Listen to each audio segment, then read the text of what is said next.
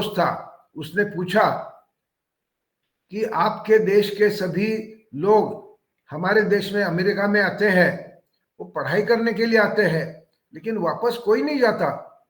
क्या आपका देश एकदम बहुत गंदा, बहुत थर्ड ग्रेड है क्या? उसने मतलब वो जानना चाहता था क्यों नहीं जाते हैं। तो मैंने सोचा कि उसका उत्तर तो मेरे पास नहीं है। मेरे पिताजी स्वतंत्रता सेनानी और समाज सुधारक थे, तो मैंने उसको बोला कि मैं सोच कर उत्तर देता हूं। दूसरे दिन मैं मेरे जॉब पर जाकर राजीनामा दे दिया और रेसिग्नेशन करके उधर से वापस आके 15 दिन में मैं मेरे खेत पर आया। तो 1976 से जब मैं वापस आया, तब से मैं खेत पर हूं, मैं किसान हूं, और मैं एक यशस्वी किसान हूं। यशस्वी दो बातों के लिए है, क्योंकि हमारे तीनों बच्चे, 2 लड़कियां बेटियां, 1 बेटा, वेस्टर्न वर्ल्ड में पढ़कर तीनों के तीनों वापस आए अपने अपने स्पाउस को लेकर, और ग्रामीण भारत के लिए काम कर रहे हैं। और अनिल जैसे बहुत बड़ी फौज यूथ की, वो भी सब ग्रामीण इलाके में काम कर रही है। तो ये जो एक बहुत बड़ी उपलब्धि है, उसका जो उसका तो जब एबल यूथ आएगा ग्रामीण इलाके में, तो ही अपना देश एक मजबूत देश बन सकता है। और वो देश जब जैसे ही मजबूत होगा, तो हम सब के लिए अच्छा खाना, मतलब सस्टेनेबल क्वांटिटी, सफिशिएंट क्वांटिटी और सस्टेनेबली न्यूट्रिशनली डेंस फूड मिलेगा। तो ये जो विषय है, ये एक विज्ञान है जिसको बोलते हैं रीजनरेटिव मेथड ऑफ फार्मिंग। लेकिन रीजनरेटिव मेथड ऑफ फार्मिंग ये एक नया तरीका है। नया तरीका अपनाने के लिए एबल यूथ, मतलब जो सुशिक्षित है, जो अनिल जैसे ताकतमंद है, जो उत्साह से खेत में ग्रामीण इलाके में काम करना चाहते हैं, ये यूथ ग्रामीण इलाके में आने के लिए हमारे पास क्या है?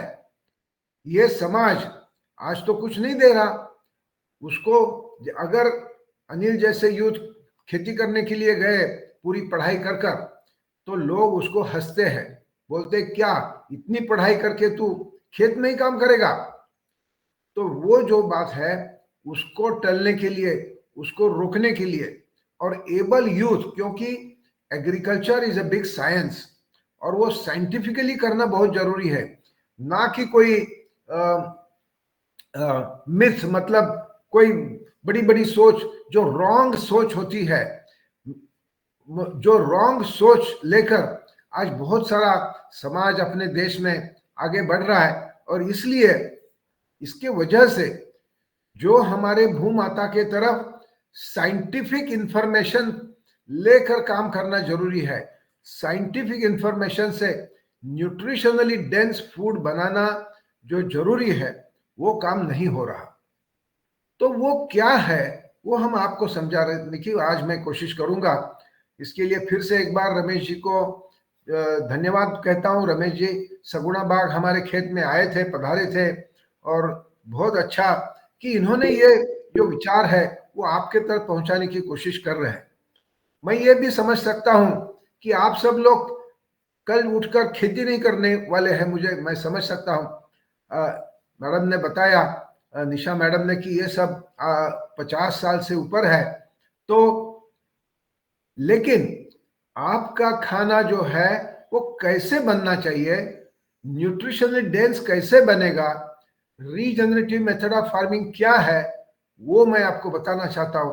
उसके पहले ये भी बताना चाहता हूं कि अनिल जैसे एबल यूथ अगर ग्रामीण इलाके में अट्रैक्ट होना है, तो वो काम करने के लिए उनको आज प्रतिष्ठा नहीं मिलती है, लोग उसको हंसते हैं।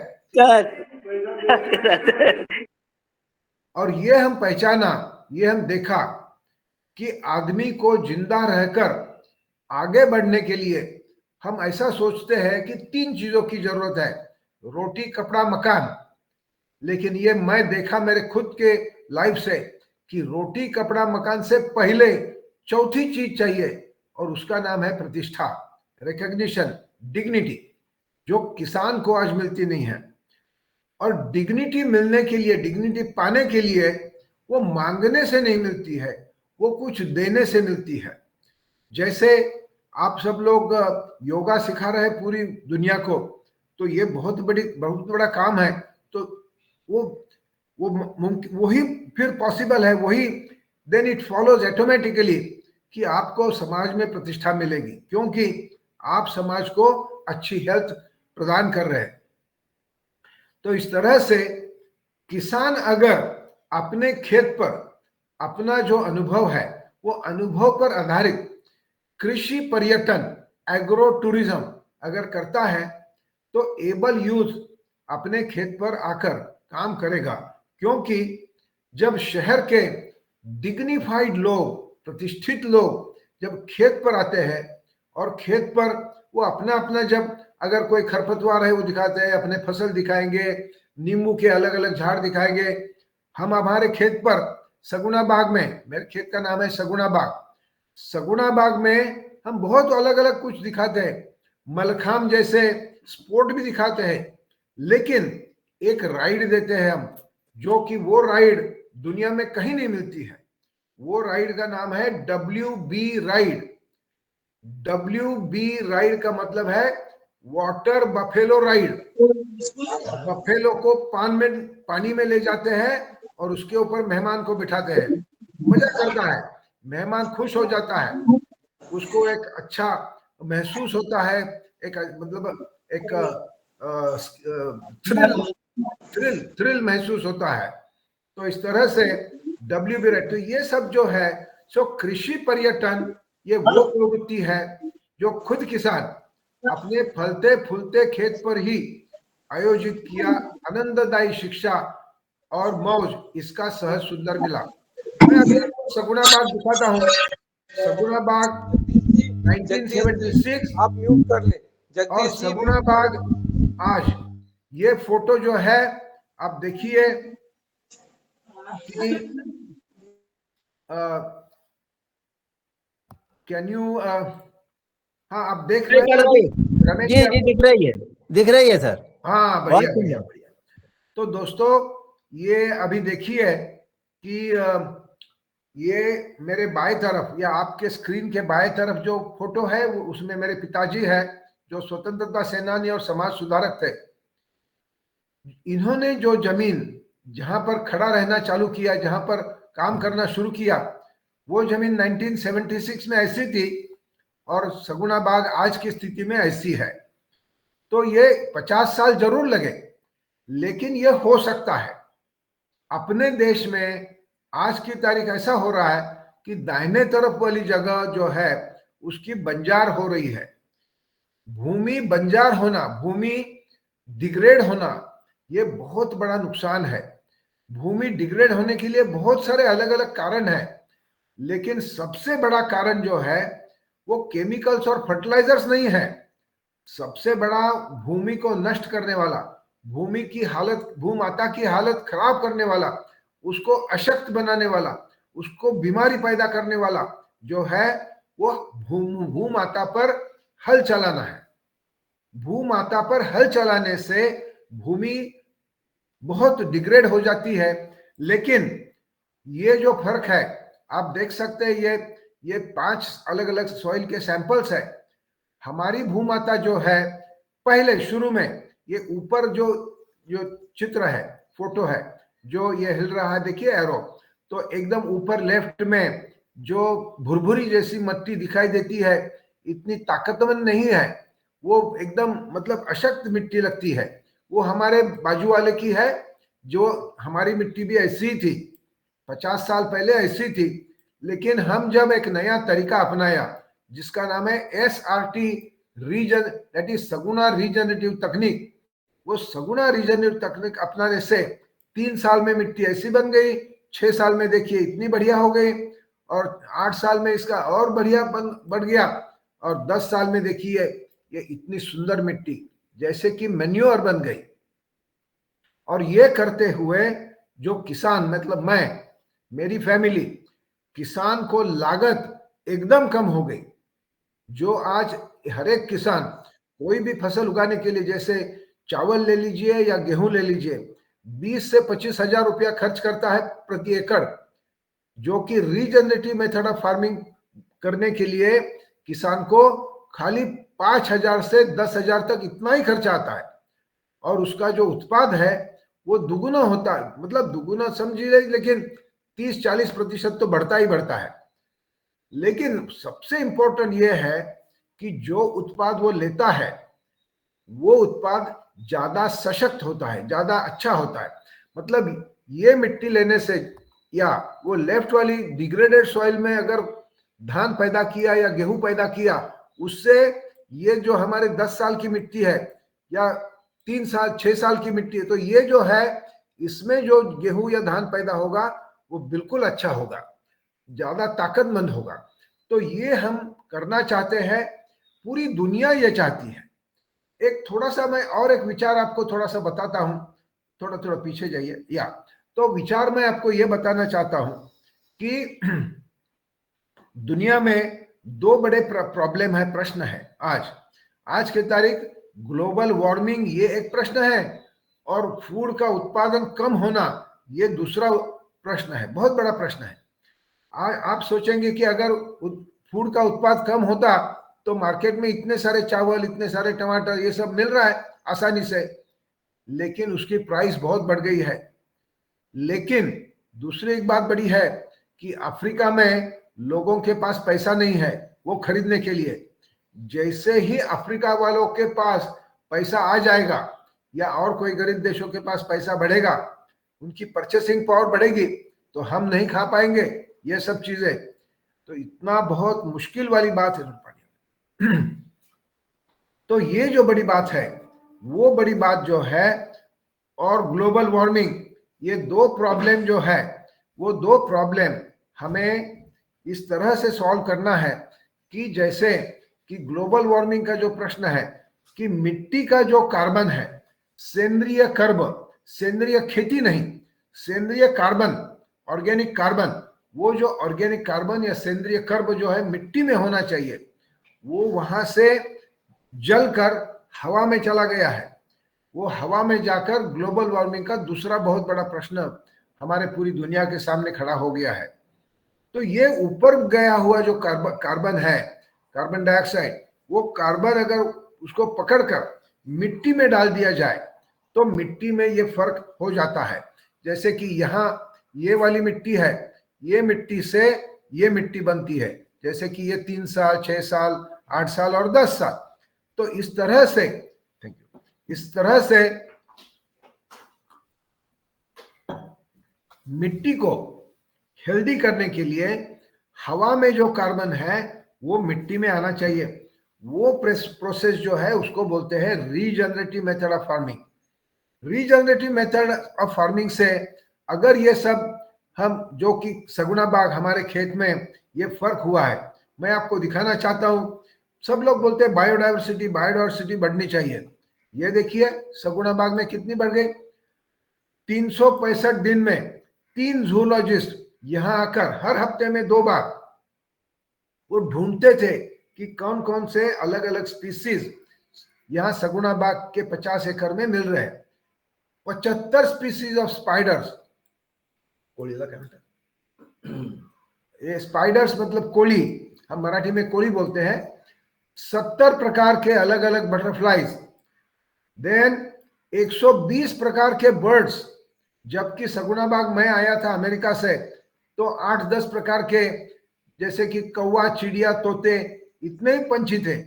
आज 120 प्रकार के अलग अलग पंछी सगुना बाग में आते हैं, ब्रीडिंग होता है।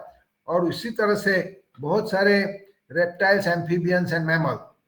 इतनी सारी बायोडाइवर्सिटी जो आंखों से दिखाई देती है, जो आंखों से नहीं दिखाई देती, माइक्रोस्कोपिक बायोडाइवर्सिटी, वो और बहुत बढ़िया चीज है। और ये सॉइल हेल्दी होने का लक्षण है। सॉइल जब हेल्दी होती है तो निसर्ग, जो नेचर है, वो अपने आप से फिर बढ़ोतरी लेने के लिए शुरुआत करता है।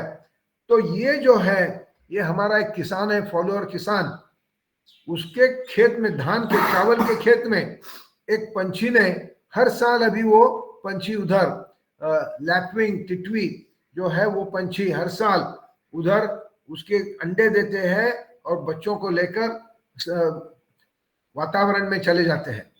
तो इस तरह से जैसे पंछी उधर धान की खेत में अंडे देना चालू किया, वैसे ये अंडे जो है ये मॉनिटर लिजर्ड, मराठी में हम उसको घोरपड़ बोलते हैं, बहुत बड़ी ये घोरपड़ मतलब प्राणी होता है, रेप्टाइल, और उसका भी ब्रीडिंग धान के खेत में चालू हो गया।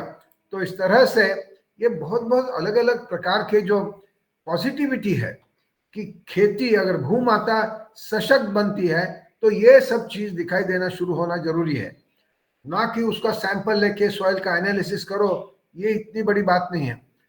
धान की खेत में केचुआ आना और हजारों की संख्या में, और ना ही कोई सगुना बाग में, महाराष्ट्र में जो भी आज 10,000 किसानों ने ये अपनाया है, तो अलग अलग उनकी मिट्टी में, जैसे कि लाल सॉइल हो, ब्लैक कॉटन हो, सैंडिल हो, कोई भी सॉइल हो, अलग अलग प्रकार की मिट्टी में हर किसान के पास चावल का हो, गेहूं का हो, कपास का हो या सोयाबीन का हो, हर एक किसान के खेत में केचुए आना चालू हो गया। ये बहुत बड़ी उपलब्धि है, आप सब लोग जान सकते हैं। और सबसे मोस्ट इंपॉर्टेंट ये है कि क्या आप ये नहीं चाहोगे कि जो बंदा आपके लिए दिन में 2 बार या 3 बार खाना खाने के लिए फूड पैदा करता है, जो अनाज पैदा करता है, वो भी खुश हो जाए? मैं बिल्कुल सोचता हूं कि आप लोग बिल्कुल चाहते हैं कि किसान भी बहुत खुश होना जरूरी है। तो दोस्तों, एसआरटी सगुना रीजनरेटिव टेक्निक, ये एसआरटी तकनीक अपनाने से ये हम एक बहुत बड़ी उपलब्धि देखी है कि हर एक किसान खुश हो जाता है। हर एक किसान खुश होना ये बहुत बड़ी बात है। और किसान पहले खुश नहीं था। हमारे महाराष्ट्र का किसान तो बिल्कुल, मैं ये बाजू बाएं तरफ वाला फोटो है, इसी तरह का किसान है कि वो खुश नहीं होते हैं। लेकिन वो दाहिने तरफ देखिए, ये तीनों किसान, एक लड़की है, उसकी एक एल्डरली लेडी है, और एक परशुराम भाई हमारा ट्राइबल आदिवासी किसान है, सब लोग बहुत खुश होते हैं। ये बहुत बड़ी उपलब्धि है। और जब किसान हैप्पी हो, जब भूमाता हैप्पी हो, तो ही वहां पर पैदा होने वाला वो जो फूड है, वो फूड आपके योग साधना के साथ साथ आपको एक अच्छा स्वस्थ, आपको हेल्थ प्रदान कर सकता है। और फूड, हैप्पी फूड, मतलब बढ़िया फूड, ये हैप्पी किसान ही पैदा कर सकता है। तो ये जो तरीका है हमारा एसआरटी, उसमें मैं आपको बताया कि सबसे पहले जमीन को जो जोतना बंद कर देते हैं, भूमाता को जोताई करना, ये भूमाता पर बहुत बड़ा अत्याचार है, बहुत ही बड़ा अत्याचार है। तो वो अत्याचार रोकने के लिए वहां पर हल्के से मतलब ये जो तरीका है इधर दिखाया है कि एक ही बार रेज्ड बेड बनाते हैं, और रेज्ड बेड में जितना बीज डालना है उतना ही छेद, छोटा सा छेद, उसमें ये 2 नंबर के स्लाइड में दिखाया है कि उसमें वो छेद बना के उसमें फिर बीज डालते हैं। ये तीसरी फोटो में दिखाया है कि बीज डालते हैं। और तीसरा चौथा जो पिक्चर है कि वो बीज, जैसे कि अगर धान का बीज डाल दिया तो वहां दूसरा खरपतवार नहीं आना चाहिए, उसके लिए एक हल्की सी दवा का स्प्रे करते हैं। वो दवा स्प्रे करने से वो खाली धान ही ऊपर आता है और दूसरी कोई खरपतवार आती नहीं है। और चौथा जो है, पांचवा जो है, उसमें हम फर्टिलाइजर शुरू में डालते हैं, लेकिन वो भी आधा, मतलब जहां पर 120 किलो फर्टिलाइजर डालने की बात हो रही है, वहां पर खाली 60 या 70 किलो फर्टिलाइजर डालने से ये काम बहुत अच्छा हो जाता है। और धीरे धीरे वो फर्टिलाइजर भी बंद हो जाता है। जैसे भूमाता की सेहत अच्छी बनती है तो धीरे धीरे, और ये इतना बढ़िया फसल आता है, इतना बढ़िया फसल, कम खर्चे में किसान को आत्मनिर्भर बन जाता है। उसको ना तो बारिश, ना तो कोई ना तो बारिश, ना तो वर्कर्स, ना ट्रैक्टर, किसी के ऊपर निर्भर रहने की जरूरत नहीं, किसान आत्मनिर्भर बनता है और उसकी उत्पाद, उसकी आय भी डबल से ज्यादा। तो इस तरह से किसान की आय बढ़ने के लिए और ये सब अच्छा सब होता है। दोस्तों, आप ये जरूर सोचते होंगे कि ये सब नया तरीका अपनाने से क्या उसका किसान का खर्चा बढ़ेगा? बिल्कुल नहीं। हम तो किसान को बोल रहे हैं ये तरीके से कि कुछ काम कम करो, आप थोड़े से फ्री हो जाइए, जो कि आप भी योग साधना करें, आप भी कहीं तीर्थ यात्रा जाके हो आइए। क्या किसान हमारे महाराष्ट्र का सोच भी नहीं सकता है? इतना वो फंस गया है, इतना वो लटक गया है, फंस गया है कि वो ये सब तीर्थ यात्रा, योग साधना सोच भी नहीं सकता है। तो इसके लिए उसके पास समय होना चाहिए, उसका उसका जो कॉस्ट ऑफ प्रोडक्शन है वो भी कम होना चाहिए। तो ये देखिए, हम अलग अलग 6 7 10 फसल के, जैसे धान है, चावल, ragi, finger millet, wheat, coffee, moong bean और ये ग्राउंडनट्स, कपास, सब अलग अलग फसलों की हम ये किया है। और उसका जो कॉस्ट ऑफ प्रोडक्शन है, तो ये 29% से लेकर 29% से लेकर 46% तक कम होते जा रही है कॉस्ट ऑफ प्रोडक्शन। और उसका जो प्रोडक्शन है, उसका प्रोडक्टिविटी है, increase in the yield, last परिच्छेद वो 61 64 से इतना उसका प्रोडक्टिविटी बढ़ता है। और कपास में वो सबसे ज्यादा बढ़ता है, 96%, दुगुना। जहां पर 5 क्विंटल 6 क्विंटल कपास आती थी 1 एकड़ में, वहां पर अभी 12 क्विंटल से लेकर 18 क्विंटल तक कपास आ रही है। तो किसान इसी तरह से खुश होगा और इसी तरह से वो सस्टेनेबली आप सब लोगों के लिए अच्छा फूड पैदा करके आपको फूड सही प्राइस में दे सकता है। तो ये जो है, इसके लिए साइंस बेस्ड, ना तो कोई एक मतलब वो एकदम स्ट्रॉन्ग विचार है कि मिथ मिथ मुझे हिंदी में उसका शब्द ध्यान में नहीं आ रहा, लेकिन मिथ मतलब जो विचार विज्ञान पर आधारित नहीं है। इस तरह से बस मैं सोचूं कि हाँ बस इस तरीके से जाओ करो और ये तरीके से करो तो हो जाएगा अच्छा उत्पाद, या भूमाता सशक्त बन गया, ऐसा नहीं होता है। तो भूमाता को सशक्त करने के लिए उसका ऑर्गेनिक कार्बन बढ़ना चाहिए। ऑर्गेनिक कार्बन बढ़ाने के लिए, जैसे कि कोई भी एक पौधा हो, जैसे कि धान का पौधा हो, उसमें जो बाली है, उसमें जो धान है, वो आदमी के लिए, बीच वाला जो पोर्शन है, उसके जो पत्ते हैं और जो काड़ी है, वो जानवरों के खाने के लिए। और जो जड़ है, रूट्स, मूल, जो जड़ है, वो भूमाता का खुराक है। वो भूमाता को ऐसे कि वैसे रखना चाहिए, ना कि उसको हिलाना चाहिए, उसको बिल्कुल धक्का नहीं लगना चाहिए। जो जड़ है वो इंटैक्ट, विदाउट डिस्टर्बिंग, इन सिटू वो रखना बहुत जरूरी है, वैसे कि वैसे रखना। तो ये विज्ञान है, ये हमारे विज्ञान की, हमारे तकनीक की ये फिलॉसफी है। तो इस तरह से ये तरीका जो है, इसका नाम है सगुना रीजनरेटिव टेक्निक। इसकी मिट्टी की सेहत अच्छी बनती है, फसल अच्छे आते हैं, किसान खुश होता है। कोई भी किसान हो, पहले धान का था, ये गेहूं वाले है, ये बाजरा है, देखिए अलग अलग फसल है। कपास का देखिए, ये ट्रेडिशनल मेथड से उसका जो बोल है, उसका जो मराठी में बोंड बोलते हैं और अंग्रेजी में बोल बोलते हैं, तो बाएं तरफ वाला जो है ये जो ट्रेडिशनल किसान का है, और दाहिने तरफ जो है वो एसआरटी वाले किसान का है। इसका पौधा भी देखिए, ट्रेडिशनल का पौधा जो है कमर तक है। और आदरणीय ये स्लाइड दिखाई नहीं सॉरी दे रही सॉरी टू इंटरप्ट, हाँ स्लाइड्स नहीं दिखाई दे रहे हैं दिखाई नहीं दे रही है सर आपकी। स्लाइड नहीं दिखाई दे रही? नहीं नहीं नहीं स्लाइड दिख रही है? मुझे तो दिख रही है निशा जी, मुझे दिख रही है। मुझे भी दिख रही है, दिख हाँ, रही है, मुझे भी दिख रही है। यहाँ नहीं दिख रही है मगर, हाँ हमें नहीं दिख रही है। हमें भी नहीं दिख रही है। आप पहले उस पे जाइए, फर्स्ट वाले पे जाइए, नीचे आपने स्क्रॉल किया, ओके, आपको स्क्रॉल पर करना पड़ेगा आपके स्क्रीन के ऊपर। मैं तो फर्स्ट पर ही हूँ आदरणीय। आपको स्लाइड दिखाने के लिए ना, अभी बल्कि बंद हो गया है, अभी नहीं दिख रहा है। हाँ अभी बंद किया है मैंने, अभी वापस हाँ। चालू करता हूँ। पहले बस हाँ नाही पहिल्या स्क्रीनवर जायला सांगितलं त्यांनी. शुरू में दिखती थी, अभी नहीं दिख रही है. कह रहे हैं अभी बंद किया है.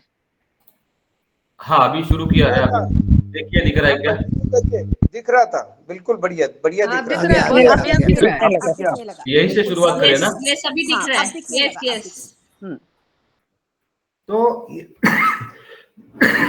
तो हम आपको दिखा रहे थे कि ट्रेडिशनल किसान वाले की कपास, ट्रेडिशनल वाला जो खेत है उसकी कपास इतनी छोटी है कमर तक, और जो एसआरटी से किसान बना रहा है उसकी कपास बहुत बढ़िया, उसका रंग, पत्ते भी एकदम हरे भरे पत्ते हैं, और उसका जो कपास है वो कपास भी कितना देखिए बढ़िया है. उसका भी एनालिसिस भी हम करने के लिए दिया हुआ है और रिजल्ट्स आ रहे हैं. मकई देखिए, वो जो ट्रेडिशनल है, ट्रेडिशनल मतलब जो तरीका आज दिखाते हैं, या तो ऐसे बोलेंगे कि टिल, जहां पर भूमाता पर हल चलाया जाता है, और भूमाता पर हल नहीं चलाया तो दाहिने तरफ जो है वो है ये. ऑफ कोर्स जो दाहिने तरफ फिर से दिखाएं, वो दाहिने तरफ वाले दिख नहीं रही, पहले अच्छी बड़ी दिख रही थी, अब नहीं दिख रही है, उसको फिर से उसी रूप में लाएं. दादू दिख रहा है, आप कोई डिस्टर्ब नहीं करें, अपने मोबाइल को ठीक करें, बढ़िया दिख रहा है. जी. ओके. तो ये जो दाहिने तरफ के मकई है वो बड़े बड़े है, उसका उत्पाद भी ज्यादा है, और इस तरह से या कपास हो, मकई हो, चावल हो या गेहूं हो, तो इस तरह से ये सब अच्छे होते हैं. लेकिन उसका सबसे पहला इंपॉर्टेंट ये है कि जमीन को जोतना नहीं चाहिए, क्योंकि जमीन को जोतने से किसान को जो मदद करता है कि उसका फल या धान या कपास अच्छा आने के लिए सबसे जो मदद करता है वो है सूक्ष्म जंतु. सो माइक्रो ऑर्गेनिजम्स, वो जो सूक्ष्म जंतु, जीव जंतु है, उनके लिए एक बार जमीन जोतना, उसका मतलब एक बार बहुत बड़ा वाइल्ड फायर, बहुत बड़ा धरनीकंप और एक महापूर, ऐसे तीनों मिलकर जितना नुकसान होगा उतना नुकसान एक बार जोतने से होता है. तो ये जो हम यहाँ पर आप दिखाया है कि चावल की खेती, धान की खेती में लेबर भी अभी कम लगने लगा, और ये हमारा रिसर्च एंड डेवलपमेंट के बारे में हम आपको बता रहे कि इस तरह से ये पहले ट्रेडिशनल ऐसा था, फिर इस तरीका आ गया एसआरटी फ्रेम, फिर ये नया छोटा सा यंत्र बन गया, और अभी ये बहुत बढ़िया बैटरी ऑपरेटर यंत्र बन गया. ये सब अभी ये यंत्र आने की, ये लास्ट वाला यंत्र है वो अभी तक पहुंचा नहीं है, और एक आध साल में किसानों के पास पहुंच जाएगा. लेकिन किसान खुश होना चाहिए, किसान को आसान होना चाहिए, और भूमाता सशक्त होनी चाहिए. हम सब लोग सोचते हैं कि किसान ये सब नुकसान करता है, किसान जो है वो मिट्टी को खराब करता है फर्टिलाइजर्स एंड केमिकल्स डालकर, लेकिन वो सच नहीं है. किसान को भी जीना है, उसके भी बच्चे हैं, उनको भी उसको अच्छे कपड़े लाना है, सिखाना है. तो उसका फसल अच्छा नहीं आएगा तो वो क्या करेगा? लेकिन उसको ये तरीका किसी ने बताया नहीं था कि आप फर्टिलाइजर और केमिकल्स इस्तेमाल नहीं करते हुए भी आपकी फसल अच्छी आ सकती है, आपकी मेहनत कम करके भी आपकी फसल अच्छी आ सकती है. तो ये जो तरीका है वो रीजनरेटिव, उसका मतलब संवर्धित खेती, उसका मतलब ऐसा कि हर एक फसल जब हम लेंगे और जमीन को जुताई नहीं करेंगे, दाना हम घर ले जाएंगे, जो बीच वाला पोर्शन है वो जानवरों को देंगे, लेकिन जड़ जो है, रूट्स, मूल, वो जड़ जो है वो भूमाता को देना चाहिए. और टिलेज जो है, टिलेज मतलब जमीन को जोतना, जमीन की खरपतवारी वो दूसरी छोटे छोटे टूल से करना, तो उससे मिट्टी खराब हो जाती है, इससे मिट्टी के ऊपर बहुत आघात होता है. तो ये यहाँ पर आपको बताया है कि ट्रैक्टर चलाने से सबसे ज्यादा नुकसान होता है, बहुत बड़ा नुकसान होता है ट्रैक्टर चलाने से. देखिए, हम आपको पहले बताया कि दुनिया में दो बड़े बड़े प्रॉब्लम्स है, एक ग्लोबल वार्मिंग है और दूसरा मिट्टी जो है, पूरा हमारा वातावरण है वो सूखा सूखा बनते जा रहा है। वो वातावरण भी मॉइस्ट हो, कंफर्टेबल हो, हमें अच्छा लगना जरूरी है। अगर हमें अच्छा लगता है उसका मतलब पेड़ पौधे, पंछी, जानवर सबको अच्छा लगेगा। तो हवा, जो मिट्टी में कार्बन था उसका कार्बन डाइऑक्साइड बन के हवा में जाता है, और मिट्टी की जो मतलब मॉइस्चर है, जो एक अच्छा सा फीलिंग मॉइस्चर होना, तो मॉइस्चर भी हवा में चला जाता है, पानी हवा में चला जाता है अगर हम जमीन को जोतते हैं तो। और नहीं जोतते हैं, रीजेनरेटिव संवर्धक खेती करते हैं, तो ये दोनों चीजें जो मिट्टी को भी बहुत जरूरी है, वो हवा से, वातावरण से मिट्टी में रुक जाते हैं, ठहरते हैं, तो पृथ्वी माता भी स्वस्थ हो जाती है, पृथ्वी माता ठंडी भी हो सकती है। हम हमारे यहाँ भी एक एक्सपेरिमेंट कर रहे हैं। ये जो 2 खेत आप देख रहे हैं फोटो में, ये 2 खेतों का हम दिन में 2 बार टेम्परेचर लेते हैं। वो मिट्टी के अंदर 6 इंच में और जमीन के ऊपर 2 फीट पर। बहुत आपको जानकर हैरान हो जाओगे आप कि 4 डिग्री का फर्क है। मिट्टी के अंदर रीजनरेटिव टेक्निक का खेत जो है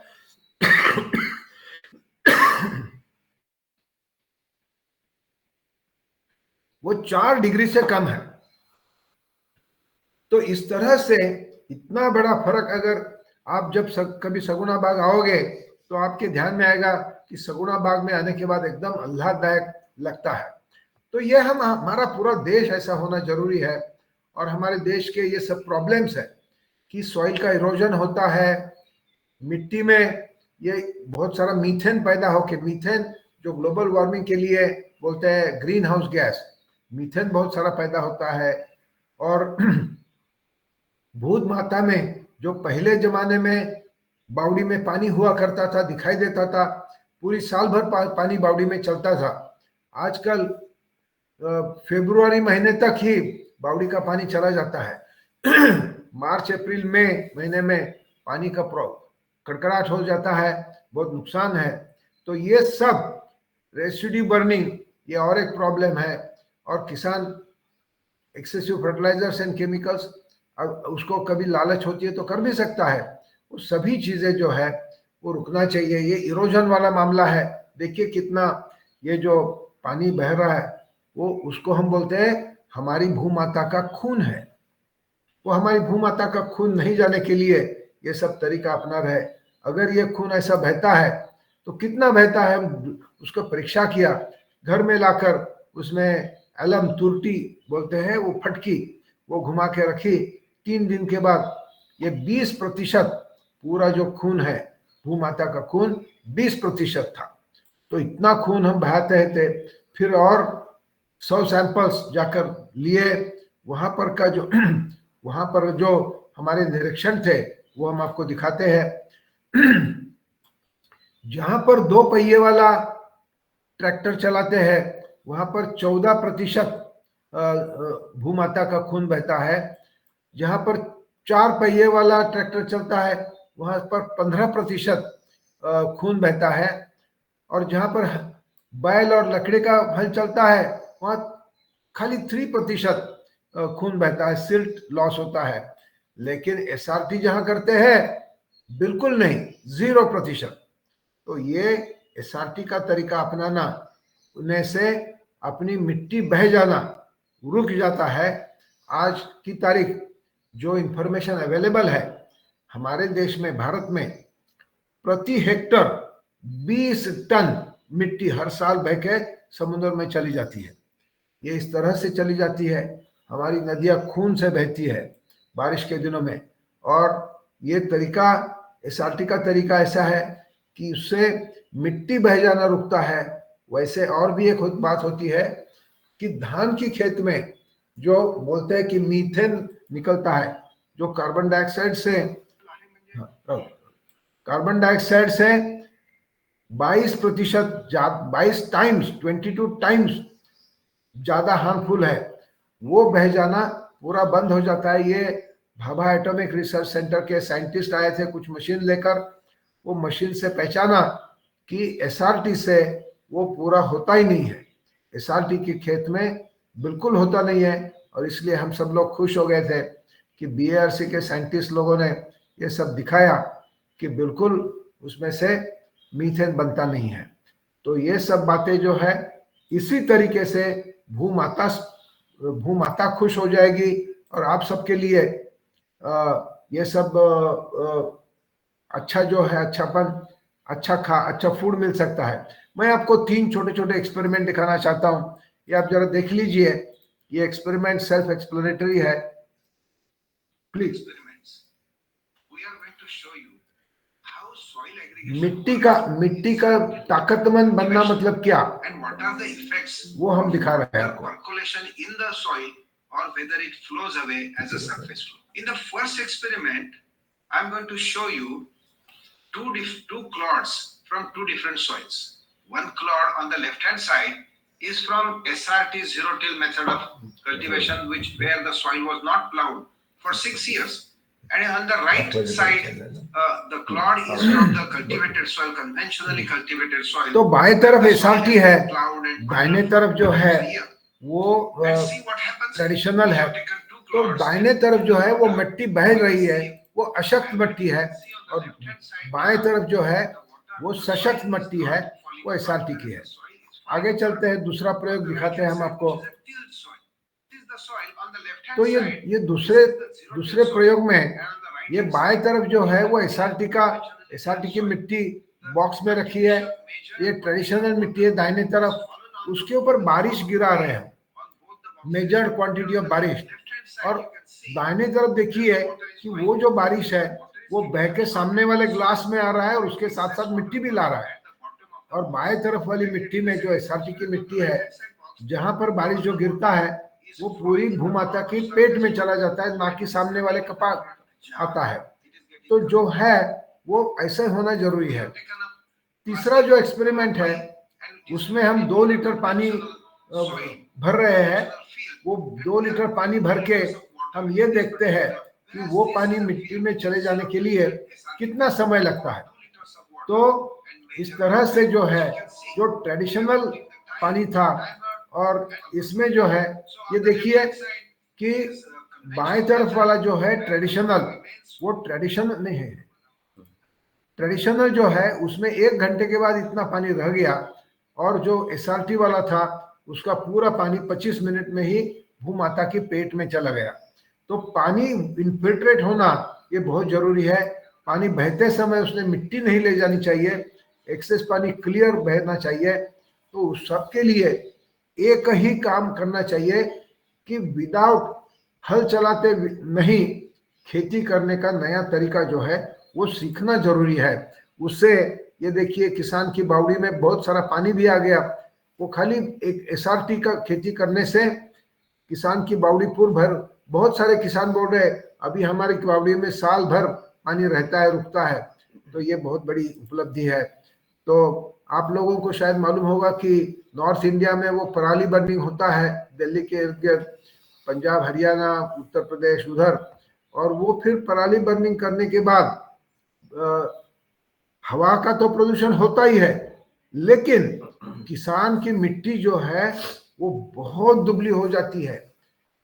किसान जो भूमाता है जहां पर फूड पैदा होना है, उसके 2 बड़े शत्रु है, मिट्टी को जलाना और मिट्टी को जोतना। ये 2 चीजें नहीं करते हुए भी फूड पैदा कर सकते हैं, और उसका नाम है एसआरटी, सगुना रीजनरेटिव तकनीक।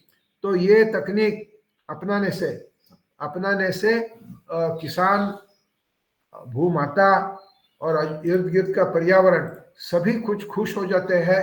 और वो सब खुश होना हम सब के लिए बहुत जरूरी है, क्योंकि फूड, अगर अच्छा फूड पैदा होना है तो भूमाता अच्छी होनी चाहिए। भूमाता अच्छी होने से ही सब कुछ अच्छा हो सकता है। दोस्तों, आप 2-4 प्रश्न पूछ सकते हैं। अगर आपको कुछ पूछना है तो बिल्कुल, मुझे मालूम नहीं आपकी सिस्टम क्या है। जो भी मेन कोऑर्डिनेटर है प्लीज टेक ओवर और you can help me and them too, कोई प्रश्न है तो पूछने के लिए अगर आप कोऑर्डिनेट करते सकते। Thank you.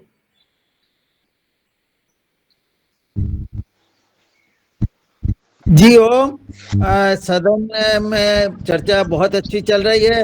अभी 2 हैंड रेज हुए हैं। पहला हैंड रेज है वर्मा जी का, तो मैं उन्हें बुलाता हूं, वो प्रश्न पूछें, और फिर मैं आदरणीय पवन सर को बुलाता हूं। जी ओम, सदन को सादर प्रणाम। आज का योग अति विशेष और आज की कक्षा और भी अति विशेष, दोनों बहुत बधाई के पात्र हैं। मैं क्वेश्चन पूछ रहा हूँ कि इससे खरपतवार किस तरह से नियंत्रण होती है, खास तौर से धूप राकेश जी अपना माइक बंद करें। तो जी, धूप की खरपतवार किस तरह से नियंत्रित होती है यदि जुताई नहीं करते हैं तो? बाकी खरपतवार तो हम काट के कर लेते हैं, किंतु धूप की जड़ें नीचे चली जाती हैं और वो जो है किसी भी तरह कंट्रोल नहीं होती हैं। वो किस तरह से कंट्रोल होंगी? वर्मा साहब, ऐसा है कि ये तरीके में सभी खरपतवार को रोकने के लिए अलग अलग दवाइयाँ इस्तेमाल होती है। वो दवाइयाँ जो है वो सिलेक्टिव वीडिसाइड्स होते हैं। मतलब जैसे कि अगर गेहूं लगाया तो गेहूं में अगर धूप आती है तो धूप को कंट्रोल करने के लिए अलग अलग दवाइयाँ होती है। ये मैं सब लोगों का समय लेना नहीं यहाँ उचित समझता। आप मेरा जो हमारा एक नंबर है वो नंबर लिख लीजिए। वो नंबर है 9673027975 9673027975 इधर लिखा है। तो ये नंबर आप आपके मोबाइल में व्हाट्सएप पर SRT ऑफिस ऐसा अगर लिख दिया और उसको मैसेज में हेलो बोल दिया तो हम वहाँ चैटबॉट शुरू किया है, वो पूरे प्रश्नों के उत्तर देंगे।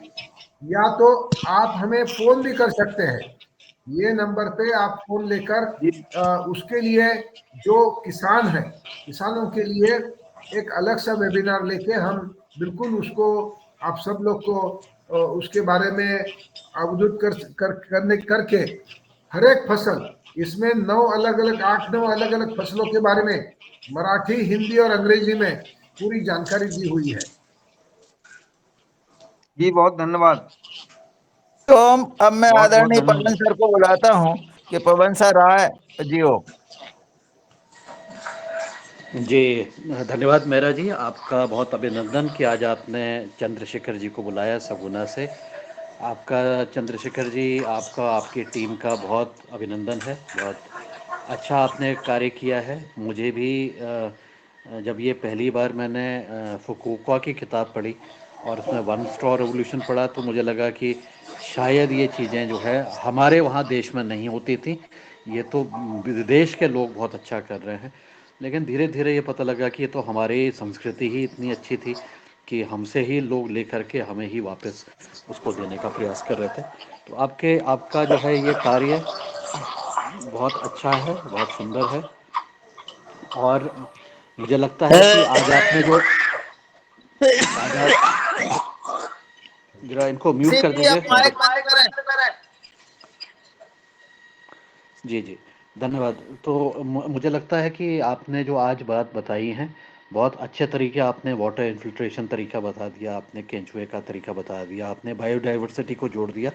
और मुझे लगता है ये बहुत ज़्यादा महत्वपूर्ण है हमारे किसी भी खेत के स्वास्थ्य को, जिसको आपने बहुत संज्ञा दी कि सॉइल, मिट्टी को आपने धरती माता के साथ साथ मिट्टी का खून वाली बात भी आपने कह दी। तो ये मुझे लगता है कि ये बहुत अच्छा तरीका है समझने के लिए और हमें अपने आप को संवेदनशील बनाने के लिए।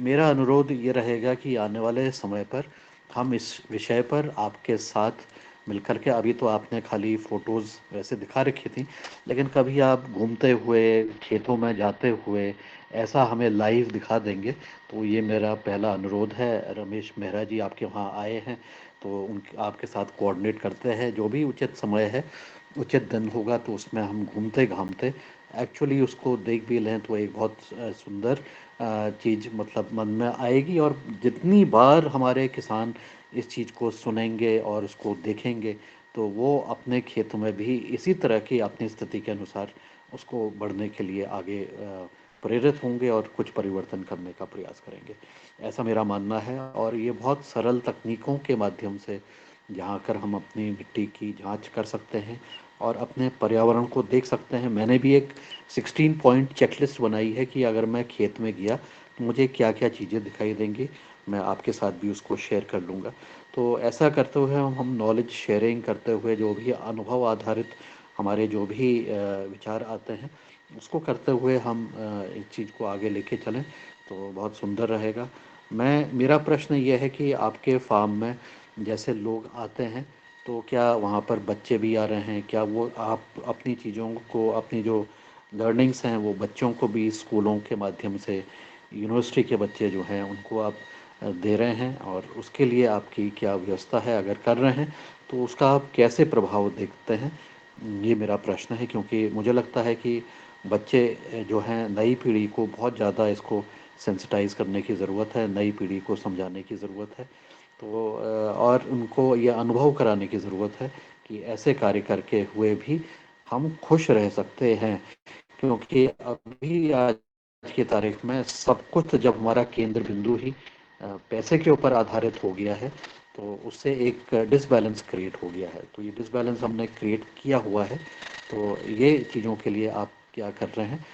मेरा अनुरोध पहले तो ये है कि हम कुछ समय आने वाले कुछ दिन और इन सेशंस को हम अगर लेते हैं तो बहुत अच्छा रहेगा और हम अपने बाकी जो अनुभव हैं उसको भी हम और अच्छी तरह से शेयर कर पाएंगे। मैं इस अवसर पर आज हमारे जो योग शिक्षिका थी निशा जी, उनका भी अभिनंदन करना चाहूँगा कि उन्होंने आज बहुत एंथुजियास्टिक तरीके से बहुत बढ़िया तरीके से आज योग कराया। उनसे भी अनुरोध है कि वो भी इस मंच पर आते रहें। आज बहुत समय बाद आज आप उपस्थित हुई हैं तो आपको बहुत बहुत साधुवाद, आपका बहुत अभिनंदन। और ऐसे मैं भी देहरादून में हूँ आज, तो मुझे लगता है कि कभी ना कभी जितना भी देहरादून के रहने वाले हमारे योगाहारी परिवार हैं कभी ना कभी तो मिलना चाहिए और कभी ना कहीं फेस टू फेस मिल करके हमें आपस में वार्तालाप भी करना चाहिए। आपका आप बहुत बहुत आइए आदरणीय, मैं इनवाइट करती हूँ आपको। घर आइए, मेरा घर बहुत बिल्कुल पास में ही है, डीबीएस कॉलेज के बिल्कुल सामने। DBS college post graduate college है, डीबीएस कॉलेज के पीछे जी जी पहुंचना बहुत आसान है शक्तिपुर में। तो ज़रूर ज़रूर आप मुझे फोन कीजिएगा, मैं आपको बताऊंगी। मैं नहीं आ सकती आपसे मिलने क्योंकि डॉक्टर साहब अभी है नहीं देहरादून में, और नहीं नहीं, मेरे कोई नहीं कोई नहीं, हाँ नहीं नहीं सासू नहीं, माँ ऐसा है तो उनको छोड़कर आना मेरे लिए संभव नहीं है। नहीं, ज़रूर ज़रूर, बहुत बहुत सुंदर, बहुत बहुत धन्यवाद। धन्यवाद जी, धन्यवाद धन्यवाद मेहरा जी। मैं अपनी वाणी विराम देता हूँ। हाँ, आज डॉक्टर रोशनलाल राउत जी का जन्मदिन है, उनका भी बहुत बहुत अभिनंदन। हम जब हमारा सेशंस प्रश्न खत्म हो जाएंगे तो सब लोग मिलके उनको भी हमने विश करना है। तो अब आगे का मंच जी जी जी। तो मैं हमारे मुख्य अतिथि महोदय से निवेदन करता हूं कि जो सर ने आपसे प्रश्न किए उनके जवाब दें। जी ओ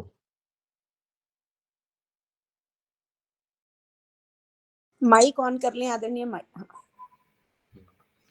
या सुनाई दे रहा है बराबर अभी? जी ओके ओके या तो पवन जी, मैं आपको जरूर कभी ना कभी मिलना चाहता हूं, आपसे बहुत दोस्ती बढ़ाना चाहता हूं, क्योंकि आपके विचार बहुत अच्छे, मतलब हमें गाइड करने वाले अच्छे विचार है जो पैरेलल भी है।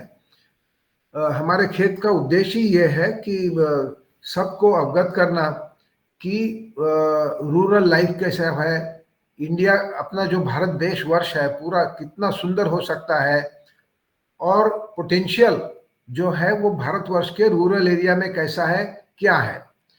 उसके वजह से यहाँ जो कृषि पर्यटन है, कृषि पर्यटन में अभी हमारे यहाँ हर हफ्ते में कम से कम 1200 से लेकर 1500 तक लोग आते हैं हर हफ्ते में, उनमें से 70% से ज्यादा बच्चे होते हैं, स्टूडेंट्स होते हैं।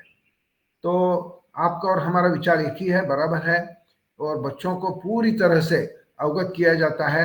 जैसे कि कोई कोई यूनिक चीज है, सुंदर पंछी होते हैं, हम कभी कभी पंछी घरों में जाकर देखते हैं, दूर से देखते हैं, लेकिन हमारे यहाँ वो पंछी आके बच्चों के हाथ पर से दाना उठा के खाते हैं। और पंछी को, अलग अलग पंछी को हाथ लगाकर देख सकते हैं। मछलियां, बड़ी बड़ी मछली हाथ में लेकर, और इस तरह से बैलगाड़ी की सफर, ऐसे बहुत सारी चीजें। और धान कैसे उगता है, धान और गेहूं के फसलों में क्या फर्क है, केचुए कैसे कहाँ पर होते हैं, इस तरीके से सभी चीजें उनको दिखाई जाती है, अवगत किया जाता है। आपने दूसरी बात बताई थी कि one straw revolution by doctor Fukuoka. तो डॉक्टर फुकुओका की जो विचार था वन स्ट्रॉ रिवोल्यूशन, अनफॉर्चुनेटली उसकी मूवमेंट नहीं बन पाई, उसकी चळवळ मूवमेंट नहीं बन पाई, उसका वो बड़ा नहीं हुआ। बल्कि even in Japan many people didn't know about doctor Fukuoka, don't know. लेकिन ये एसआरटी का जो तरीका है वो जापानीज भाषा में अभी ट्रांसलेट हो चुका है, क्योंकि वहां के कोई किसान बहुत सारे इंटरेस्टेड है। तो इस तरह से ये आगे बढ़ रहा है। और हम आप जो बोल रहे हैं वो भी एक बहुत बड़ी बात है कि ये कैसे हम मतलब हमारा ऑलरेडी हमारा जो मेन उद्देश्य है वो किसानों के पास जाना। अभी हमारा काम दिन में ऊपर वाले ने हमारे पास, आपको मालूम नहीं कितने घंटे दिए, लेकिन हमें 24 घंटे दिए हैं दिन के, लेकिन हमारे पास काम 28 घंटे का है। तो किसानों का काम करते करते ही हम थक जाते हैं। लेकिन मैं ये करना चाहूंगा कि रमेश जी से हमारी पहचान हो गई है, आप में से।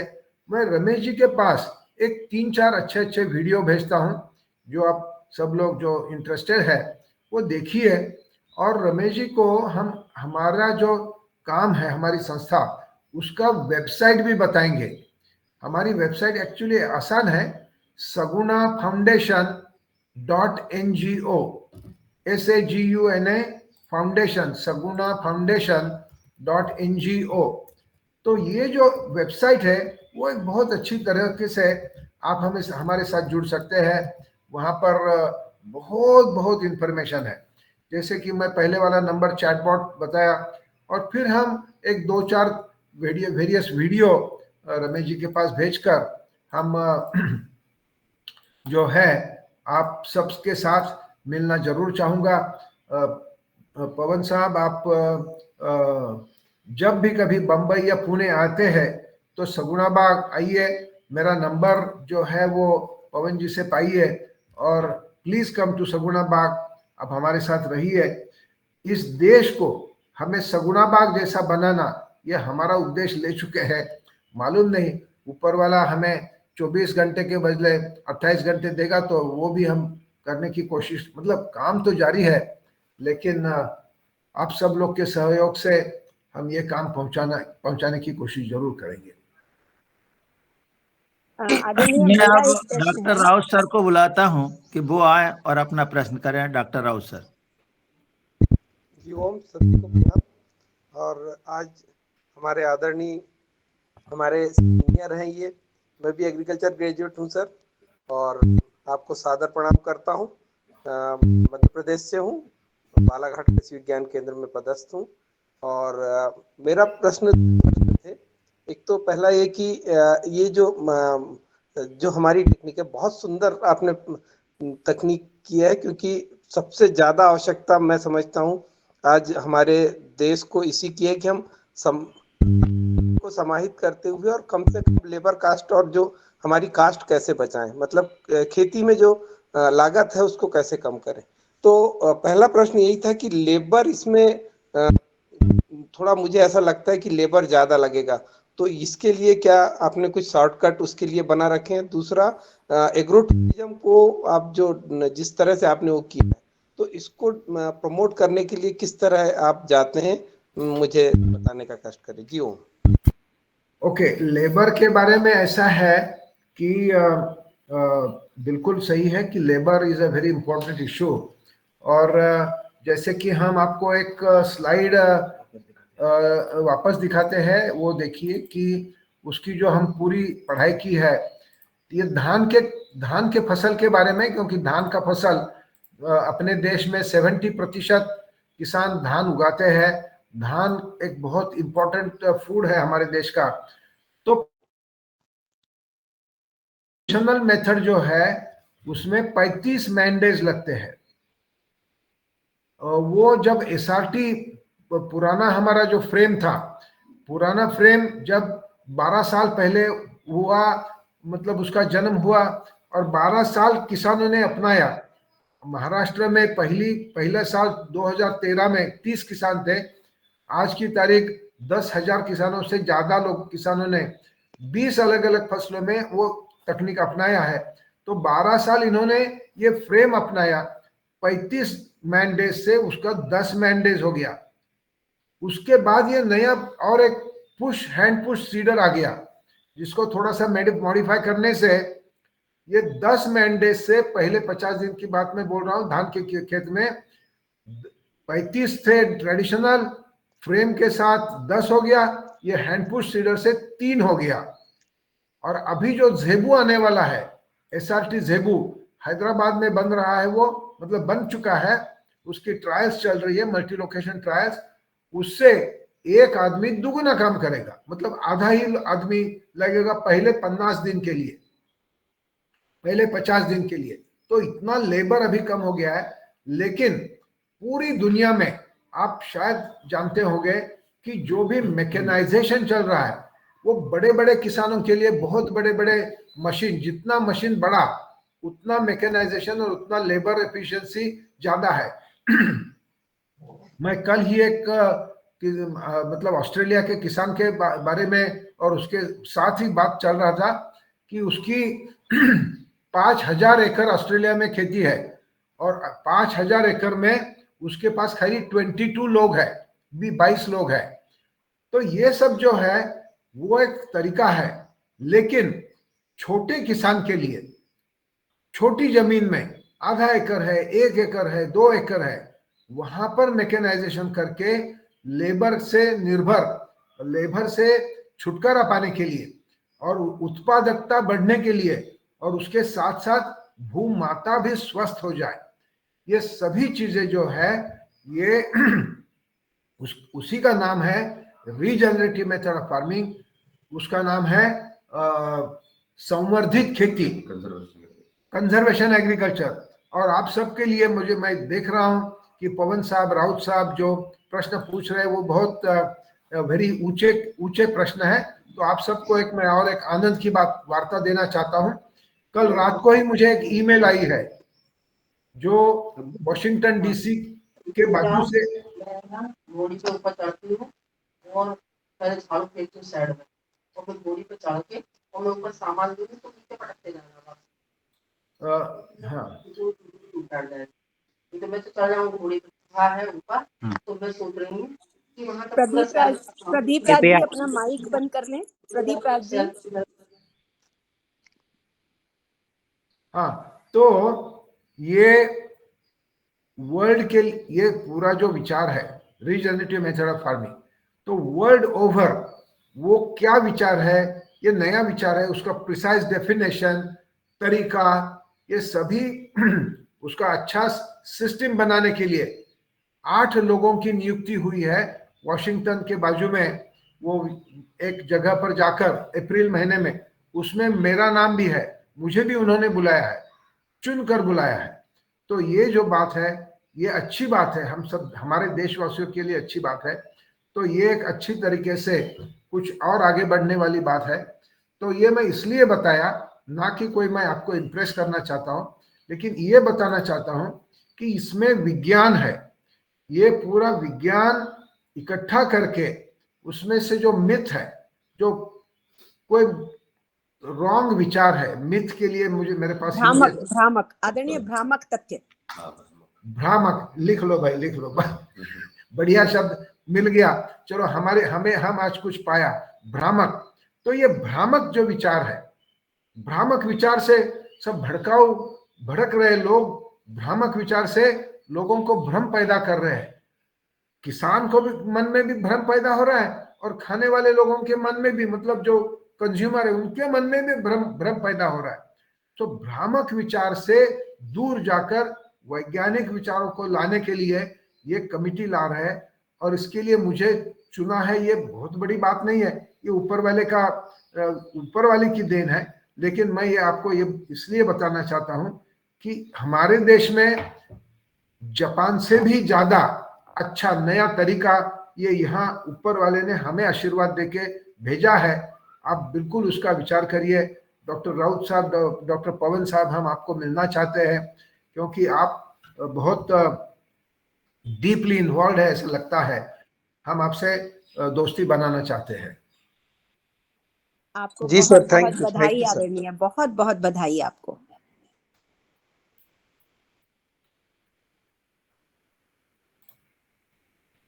कोई प्रश्न हो तो बिल्कुल।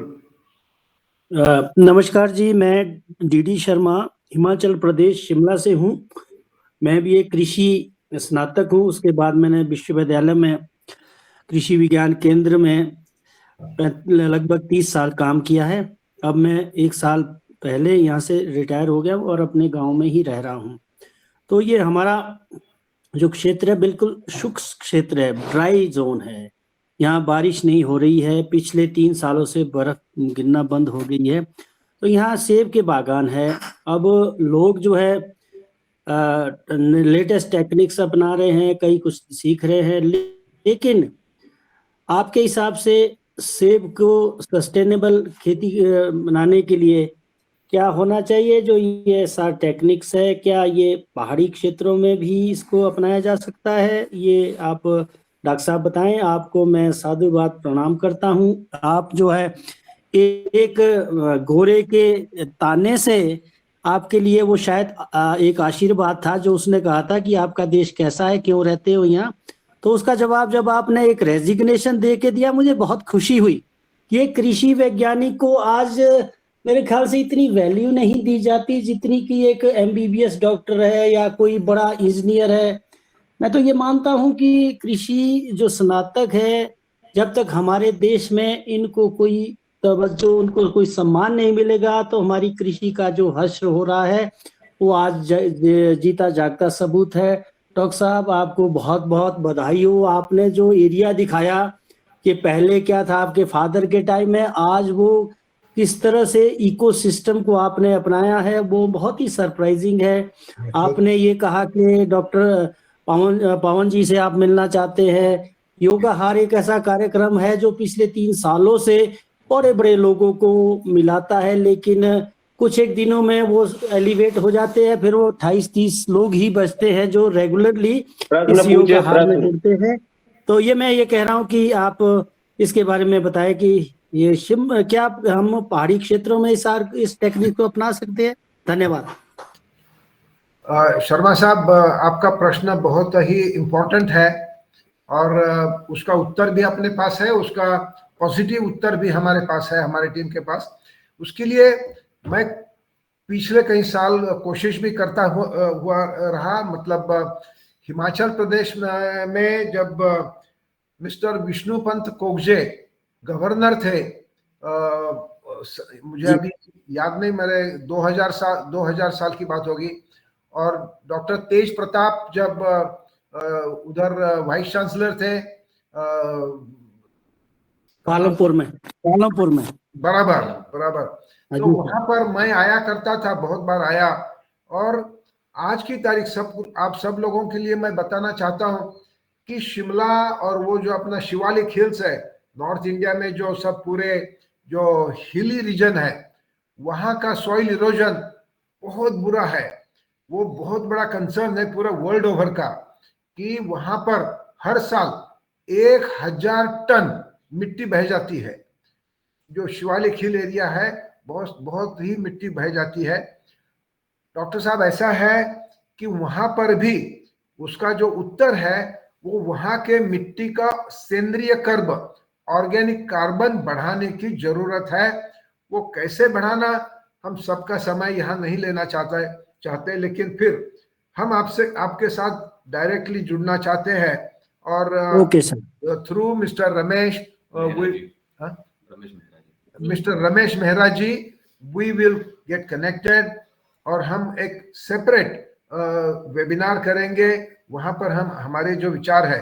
लेकिन एक बात सबके लिए बिल्कुल जरूरी है समझना कि ये सब कॉम्प्लेक्स प्रॉब्लम है, प्रॉब्लम बहुत कॉम्प्लेक्स बन गया है, इतना कॉम्प्लेक्स कि वो रिवर्स करना मालूम नहीं कैसे होगा। आज की स्थिति में जो भी तरीके बताए गए हैं most the modernest of the modern science में जो तरीके बताए गए हैं वो तरीके से वो रिवर्स नहीं हो रहा है, रुक नहीं रहा है। जो अधोगति है, जो वो नीचे जा रहे हैं, डिग्रेडेशन चालू है, वो हमारा रुक नहीं रहा है हमारे देश में। वो बहुत बहुत बड़ा प्रॉब्लम है, बहुत बड़ा विकेड प्रॉब्लम है। तो ये जो प्रॉब्लम है वो प्रॉब्लम हमें रुकने के लिए अल्बर्ट आइंस्टाइन ने जो तरीका बताया कि कोई नया तरीका अपनाना चाहिए, नया रास्ता, हमें नए रास्ते पर चलना जरूरी है। जो पुराने रास्ते से हम अगर जाते रहेंगे तो वही रास्ते से प्रॉब्लम पैदा हुआ है, वो रोकना जरूरी है। ये हम सबके लिए बता रहे हैं और उसका नया तरीका SRT regenerative method of farming है और वो तरीके से हम शर्मा साहब आपसे जुड़ेंगे और बिल्कुल कोशिश करेंगे। धान की खेती का तो पहले तुरंत रोका सकते हैं, वहां का इरोजन, वहां का प्रोडक्टिविटी बढ़ाना और किसान को खुश करना, ये तो पक्का हमारे साथ है उसका। आदरणीय मैं आगे अगला सवाल राकेश गौर जी है जी। आदरणीय राकेश गौर जी अपना सवाल करिए। राकेश गौर जी। जी ओम जी, सदन को नमन।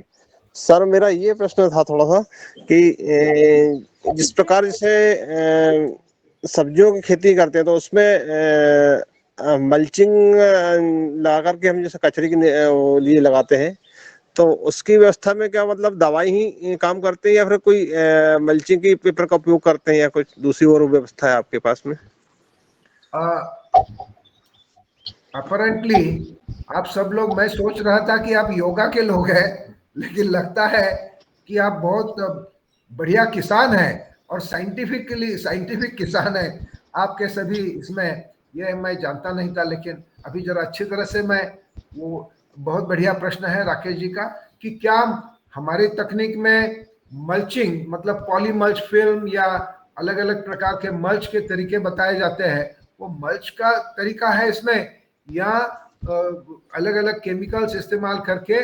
तो राकेश जी ऐसा है कि ये तरीके से SRT के तरीके से जैसे ऑर्गेनिक कार्बन टॉप सॉइल में बढ़ता है, ये उसका बेस्ट मतलब अल्टीमेट रिजल्ट है। ऑर्गेनिक कार्बन जैसे ही 1% से ज्यादा बढ़ने चालू होता है, आज की तारीख हमारा ऑर्गेनिक कार्बन 0.3 से कम हो रहा है, 1% से जैसे ही बढ़ता है तो वो ऑर्गेनिक कार्बन ही मल्च का काम भी करता है। तो वही ऑर्गेनिक कार्बन मल्च लगाने की, मल्च फिल्म करने की किसान को ना तो पैसे की जरूरत है, वो बहुत भारी पैसे होते हैं, भारी मेहनत होती है और सब जगह पर ये मल्च कर नहीं पाएंगे। प्लास्टिक से ही मल्च करना जरूरी है ऐसा नहीं, वो अलग अलग मतलब रेसिड्यूज होते हैं खेत के, उससे भी मल्च कर सकते हैं। लेकिन हमारा जो तरीका है इसमें plant residue plus organic carbon in the top soil helps act as a mulch, तो ये दुगुना फायदे वाली बात है। जी ओम जी। अब आदरणीय शरद वर्मा जी उपस्थित हों तो मैं उन्हें करता हूं कि वो अपना प्रश्न करें। जी बहुत अच्छा, और आज जो योग हुआ वो भी बहुत अच्छा है, और आज जो मुख्य अतिथि आए हैं उनकी भी बहुत सारी विशेषताएं हैं, और मेरे ख्याल उनको सदन में 1-2 दिन और बुलाना चाहिए, जिससे सभी की परेशानियां और सभी लोग नई खेती के विषय में सीख सके। तो मैं तो चाहता हूं कि मुख्य अतिथि को 1-2 दिन लगातार सदन में बुलावे, जिससे सभी लोग अपनी अपनी।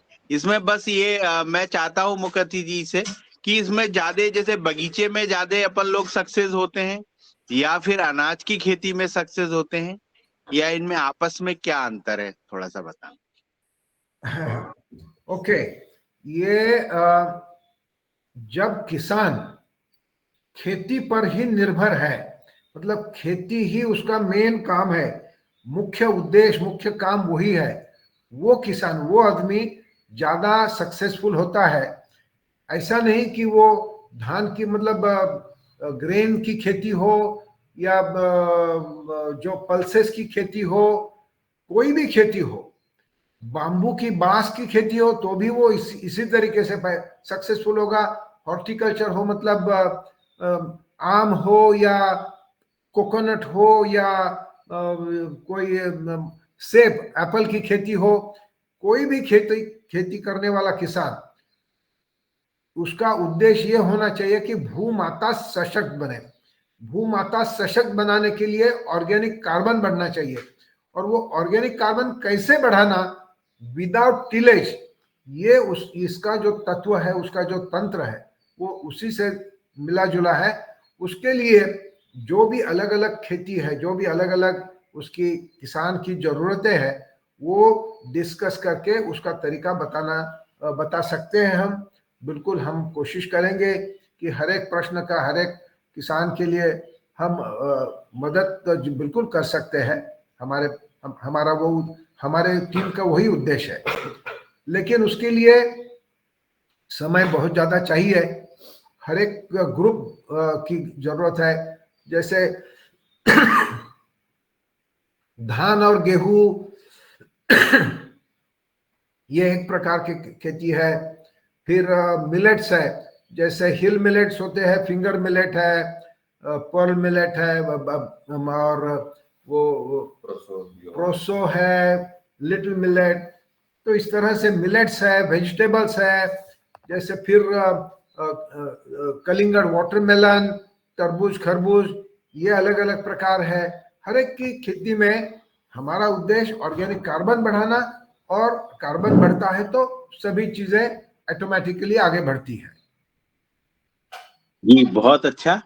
और ये आपकी इसमें आपके जो कीट पतंगे आते हैं उनको कैसे कंट्रोल करते हैं? अच्छा, वो कीट पतंगे आते हैं तो हम बिल्कुल दवा इस्तेमाल करते हैं जो बाजार में मिलती है। जो कीटनाशक होते हैं वही हम इस्तेमाल करते हैं। लेकिन आपकी जानकारी के लिए ये एक बहुत बड़ा साइंटिफिक रिसर्च है कि जैसे ही अपनी खेती में ऑर्गेनिक कार्बन बढ़ता है, ऑर्गेनिक कार्बन का केमिकल फॉर्मूला, ऑर्गेनिक कार्बन कैसे बनना है, CHO, कार्बन, हाइड्रोजन और ऑक्सीजन, तीनों का मिलाप होके ऑर्गेनिक कार्बन बनता है, CHO। शुगर जो है, शक्कर, वो भी CHO है। तो organic carbon in another words ये शक्कर है। जैसे ही शक्कर अपने मिट्टी में ज्यादा बढ़ती है तो पौधे अपने शरीर में शक्कर को उठाते हैं, पौधे को, अपने शरीर को वो पौधे मीठा बनाते हैं। वो मीठा इसलिए नहीं बनाते कि आदमी को मीठा लगे, वो मीठा इसलिए बनाते हैं कि कीट और पतंग भाग जाए। उनको शक्कर, उन पौधों के शरीर में शक्कर अच्छी नहीं लगती है, कीटक भाग जाते हैं, आते नहीं है। तो ये साइंटिफिक इंफॉर्मेशन है, उसके बारे में साइंटिफिक पेपर्स है। और हमारा अनुभव ये है कि धान के खेत में 15 साल पहले जब हम धान उगाते थे तो हमें 3 या 4 बार कीटनाशक इस्तेमाल करने पड़ते थे। और अभी मतलब वो दो बहुत बड़े प्रॉब्लम्स है। एक है येलो स्टेम बोरर और दूसरा है ब्राउन प्लांट हॉपर। ये 2 कीट बहुत नुकसान धान की बारी खेत में करते हैं। 4 बार 3 बार कीटनाशक हमें इस्तेमाल करना पड़ता। अभी मतलब जैसे SRT शुरू हो गया 2012 में हमारे खेत में, 2015 से हमारे कीटनाशक इस्तेमाल करना बंद हो गया। और अभी पिछले 5 साल हम धान की खेत में कीटनाशक लगते हैं ये हम भूल भी गए। हमारे ध्यान में भी नहीं है। तो ऐसे हो सकता है कि कीटनाशक की जरूरतें कम हो जाती है। जी बहुत अच्छा। और मैं मुख्य अतिथि को बताना चाहता कि हम लोग जैविक पे भी काम करते हैं, ट्राइकोडर्मा, बबेरिया सब बनाते हैं। अगर आप सदन में जुड़ेंगे तो आपको भी इसका बहुत विशेष फायदा मिलेगा। जी ओम प्रणाम। जी धन्यवाद आदरणीय शक्तिया। और आगे अगला के भारद्वाज जी या अच्छा फिर नहीं शशिकांत तिवारी जी। हेलो। हाँ जी सर आदरणीय नमस्कार। जी। मेरा 2 क्वेश्चन हैं। एक तो इको टूरिज्म के विषय में जानना चाहते हैं। इको टूरिज्म से हम कैसे किसानों की समृद्धि ला सकते हैं। दूसरा, जो हमारा एरिया है बहुत अंडुलेटिंग एरिया है, यहाँ मतलब करीब 200 किलोमीटर के रेंज में बहुत टॉप पे बसा हुआ है। क्या बसा है? टॉप पे बसा हुआ है। जो ये बसाहट है मध्य प्रदेश का दक्षिण उत्तरी छोर है, ये टॉप पे बसा हुआ है पूरा पहाड़ पे। ये पूरा एरिया अंडुलेटिंग है। यहाँ अभी जो क्रॉपिंग पैटर्न है धान और गेहूं का है, तो यहाँ हम लोग कैसे और अच्छा कर सकते हैं इसके विषय में जानना चाहते हैं। ये सेकंड जो दूसरा प्रश्न है उसके बारे में पहले उत्तर देता हूं जी। कि ये तकनीक जो है एसआरटी तकनीक जो है, इसमें बैल नहीं लगते हैं, इसमें लेबर बहुत कम लगता है, इसमें मशीनरी नहीं है तो भी चल सकता है। हमारा एक उदाहरण देता हूं। हमारे गांव से 25 किलोमीटर पे एक किसान था। वहां उस किसान के पास जाने के लिए 2 छोटी छोटी पहाड़ियां क्रॉस करके उसके खेत पर जाना पड़ता था। अभी वो किसान खेती करना ही चाहता था। पहले पहले वो क्या करता था, और वो छोटा था, गरीब था, आदिवासी, उसके पास खुद के बैल नहीं थे। कोई उसके गांव वाले लोग उसको बैल देना भी बंद कर दिया, क्योंकि 2 छोटी छोटी पहाड़ियां क्रॉस करके उसके खेत पर जाना, बैल थक जाते थे, पूरा दिन निकल जाता था और काम तो थोड़ा ही होता था। तो धीरे धीरे उसके लिए कोई बैल भी नहीं देता था। उसके ध्यान में जब हमारा तरीका आ गया कि एक ही बार जोतना है, एक बार जोत के फिर जोतना ही नहीं है, कोई खरपतवार निकालना ही नहीं है, काम ही कम हो गया, और खाली एक स्प्रे पंप चाहिए बस, और वो लगाने के लिए वो एसआरटी का फ्रेम चाहिए। वो एसआरटी का फ्रेम का वजन है 10 किलो और पीठ पर एक स्प्रे पंप। टोटल उसकी जो इन्वेस्टमेंट है वो 2-3-4 हजार 5 हजार रुपये से कम। तो इतनी कम इन्वेस्टमेंट में इतना कम वजन से एक बार उसने वो उसका बेड बना दिया, परमानेंट रेस बेड। आज करीब करीब 10-12 साल हो गए, वो एकदम खुश हो गया। उसकी फैमिली हेल्दी बन गई, उसकी 2 बेटियां हैं, बेटियों को उसने अच्छा पढ़ाई देना चालू कर दिया। It is a wonderful example. तो आपका जो पहाड़ी इलाका है, अंडुलेटेड पहाड़ी इलाका, उसके लिए SRT is a perfect technique. आप जरूर कभी यहाँ पर आइए, आपके किसानों को लाइए, 2-4 किसानों को साथ में लाकर हम आपको दिखाएंगे, पहाड़ी इलाके में ले जाएंगे। हमारा जो नासिक एरिया में सुरगणा करके एक जगह है, सुरगणा, नासिक गुजरात के बॉर्डर पे, वो भी ऐसा ही है, पूरा पहाड़ी इलाका। और वहां पर फिंगर मिलेट, और अभी वहां पर काम एकदम कम हो गया, सॉइल इरोजन रुक गया। वो जो फिंगर मिलेट समझते हैं आप, रागी समझते हैं? हाँ समझते हैं, यहाँ कुछ इंटीरियर वाले एरिया में होती है। बराबर। तो रागी पैदा करना एकदम आसान हो गया। वो सब तरीके हम आपको दिखाएंगे। तो एक तो वो, और इको टूरिज्म के बारे में क्या पूछा था आपने? इको टूरिज्म को कैसे हम अपने किसानों के यहाँ पहुंचा सकते हैं जिससे उनकी आय बढ़ सके?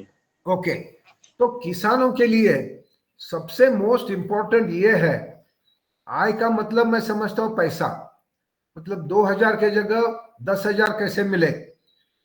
तो किसान के लिए मेरे ख्याल से, क्योंकि मैं अमेरिका छोड़ के जब वापस आ गया 1976, और मैं किसान बन गया, मैं बहुत प्रतिष्ठित परिस्थिति से आया था और मुझे लोग, हमारे गांव के लोग हमें घर में बुला के पानी भी नहीं देते थे क्योंकि हम किसान थे। तो किसान को प्रतिष्ठा मिलना, किसान के पास कोई आए आपके जैसा और बताए, अरे ये तेरा धान की खेत बहुत बढ़िया है, तुम्हारे यहाँ से मैं सब्जी ले गया था काकड़ी, वो काकड़ी बहुत मधुर थी, इतना कोई उसको बताए, उसको प्रतिष्ठा दे, उसको उसके पीठ पर थपथपाए, उसके कंधे पर हाथ रख के बोले कि भाई तू बहुत बढ़िया काम कर रहा है। ये होने के लिए कृषि पर्यटन जो है, कृषि पर्यटन, I am not saying eco tourism, कृषि पर्यटन, एग्रो टूरिज्म, ये बहुत बढ़िया चीज है। इस देश का हर एक किसान, छोटा हो, गरीब हो, बड़ा हो, उसका ट्रैक्टर हो, गाड़ी हो, नहीं हो, चलते आना जाना करता है, सब किसान कृषि पर्यटन केंद्र धारक बन सकता है। ये मेरे दिमाग का विचार है और ये होना चाहिए। ये मैं थाईलैंड में होते हुए देखा हूँ और इजराइल में भी देखा हूँ कि ये हो सकता है, ये अपने देश भारत में भी हो सकता है, लेकिन उसके लिए बहुत मतलब मालूम नहीं ये सब कैसे होगा। आपके विचार में अगर है तो बिल्कुल होगा, आपसे जुड़िए, हम आपको बिल्कुल दोस्ती बनाना चाहते हैं। मेरे विचार में है और मैं चाहता भी हूँ। दूसरी चीज, एक चीज और छोटी सी पूछना हूँ, कुछ किसानों को लेके आना चाहता हूँ, तो आपके यहाँ कहाँ आऊं मैं? फिर से रमेश जी, भाया रमेश जी जो है आपके, रमेश जी मालूम है ना आपको? रमेश जी जी मालूम है, मालूम है। हाँ, बस उनके जरिए you get in touch with us, बिल्कुल हो सकता है। समय का ध्यान रखें और आज समय हो गया है लगभग। मेरा निवेदन है, सदन से प्रार्थना है। बने सिंह आर्य जी अपना सवाल करें कम शब्दों में और फिर बस। बहन जी 8:18 हो गए हैं। जी आदरणीय प्रणाम। जो प्रकृति में बायोमास जो वेस्ट कचरा जो निकलता है, इसका मैं बायोचार बनाता हूँ और बायोचार बना करके किसानों को दे भी रहा हूँ और प्रोसेस भी करवा रहा हूँ। तो बायोचार के बारे में थोड़ा सा जानकारी बताएंगे आप, कैसा क्या रिजल्ट रहेगा? बायोचार के बारे में मैं नहीं कुछ जानता और मैं कोई काम नहीं किया हूँ, इस्तेमाल भी नहीं किया हूँ। बहुत सुन रहा हूँ, लेकिन क्या है कि किसान आज ही इतना परेशान है, नए नए विचार सब लोग लाते हैं, कुछ बेचने की कोशिश होती है, देने की कोशिश होती है, नया तरीका अपनाना पड़ता है कुछ तो भी, तो इसमें किसान ऑलरेडी परेशान है। और मैं तो बायोचार के बारे में कुछ जानता नहीं, कोई एक्सपेरिमेंट नहीं किया हूँ, तो इसलिए मैं उसका मेरे पास अनुभव नहीं है, तो मैं बताना उचित नहीं होगा। जी जी जी, धन्यवाद आदरणीय मुख्य वक्ता जी। और अब हम आगे आदरणीय श्री मुन्नीलाल यादव जी को सादर आमंत्रित करती हूँ मंच पर। सदन को प्रणाम और आदरणीय हमारे आज के चीफ गेस्ट महोदय को बहुत बहुत प्रणाम। जो और आपकी तो सागर है आप तो, और आपने जो महत्वपूर्ण जानकारियां दी हैं। समय चूंकि 8 बजे तक का है और आज 8:20 का लगता है कि और भी सुनते रहें, परंतु मैं चाहूंगा, आपसे प्रार्थना है कि और एक दिन अपना समय प्रदान करें ताकि जो है हमारे और किसान भाई और हमारे वैज्ञानिक जो देश से विभिन्न राज्यों से जुड़ते हैं उन वो सब आपका अनुभव सुन सकें।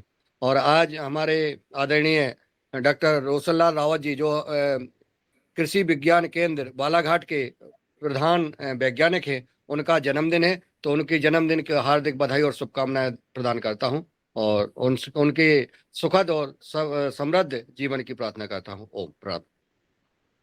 योगाहार के तरफ से सबको आभार कर दो और रावत साहब को बहुत बहुत जन्मदिन की शुभकामनाएं।